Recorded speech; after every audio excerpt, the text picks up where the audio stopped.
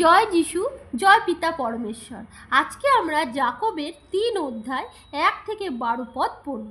জিহ্বা দমন করিবার আবশ্যকতা। হে আমার ভাতৃগণ, অনেকে উপদেশক হইও না। তোমরা জানো, অন্য অপেক্ষা আমাদের ভারী বিচার হইবে, কারণ আমরা সকলে অনেক প্রকারে উছট খাই।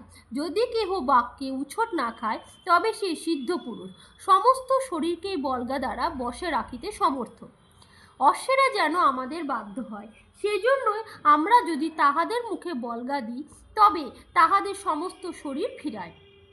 আর দেখো, জাহাজগুলি অতি প্রকাণ্ড এবং প্রচণ্ড বায়ুতে চালিত হয়, তথাপি সে সকলকে অতি ক্ষুদ্র হইলেও হাইল দ্বারা কর্ণধারের মনের ইচ্ছা যেদিকে হয় সেই দিকে ফিরানো যায়। তদ্রূপ জিহ্বাও ক্ষুদ্র অঙ্গ বটে, কিন্তু মহা দর্পের কথা কহে। দেখো, কেমন অল্প অগ্নি কেমন বৃহৎ বন প্রজ্বলিত করে। জিহ্বা ও অগ্নি।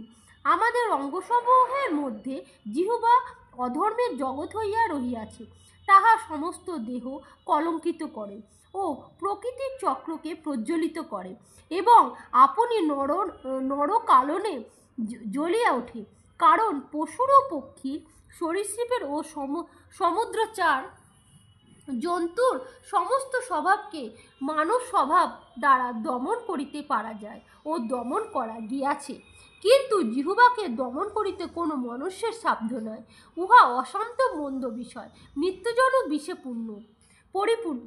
উহার দ্বারাই আমরা প্রভু পিতার ধন্যবাদ করি, আবার উহার দ্বারা ঈশ্বরের সাদৃশ্যে জাত মানুষদিগকে শাপ দিই।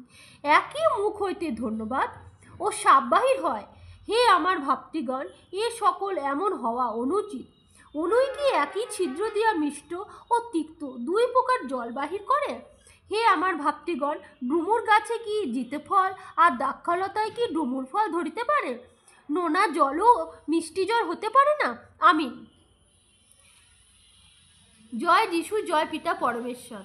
এই ভিডিওটি লাইক ও শেয়ার করুন, আর এই চ্যানেলে পরমেশ্বর আরও বচন শোনার জন্য প্লিজ সাবস্ক্রাইব করুন। পরমেশ্বর আপনাদেরকে আশীষ দিবেন, আর কমেন্ট বক্সে আমিন লিখে রিসিভ করুন।